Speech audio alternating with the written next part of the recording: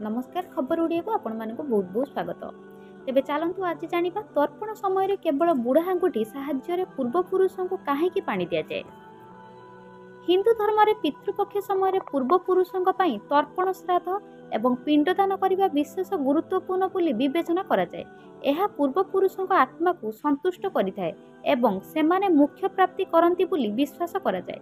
पितृपक्ष समय पूर्वपुरुष माने 15 दिन पृथ्वी को आसी सेमानक वंशधर को आशीर्वाद करती। आपण निश्चय देखिथिबे जे जेतेबेले पूर्वपुरुषों तर्पण कराए सेतेबेले सेमानक बुढ़ा आंगुठी साहाय्य जल अर्पण कराए।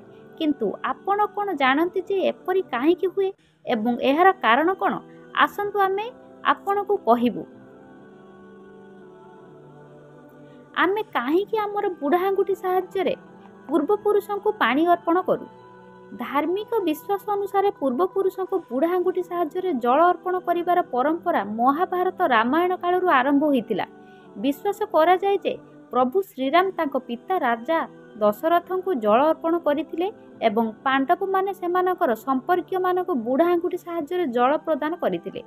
पूर्वपुरुषों को बुढ़ा आंगुठी साहाय्य जल अर्पण करिवार कारण धार्मिक शास्त्र में वर्णित होइछि।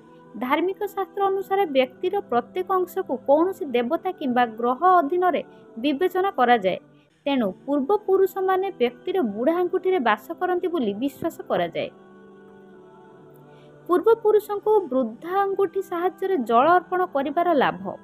महाभारत एवं अग्निपुराण अनुसार पूर्वपुरुषों को वृद्धा आंगुठी साहाय्य जल अर्पण करने द्वारा सेमानक आत्मा को शांति मिलता है। जदि आमे धार्मिक ग्रंथर पूजा पद्धति विश्वास करूँ तेबे पापुलीर जेउ अंशरे वृद्धांगुठी थाए ताहाको पितृतीर्थ कहुए।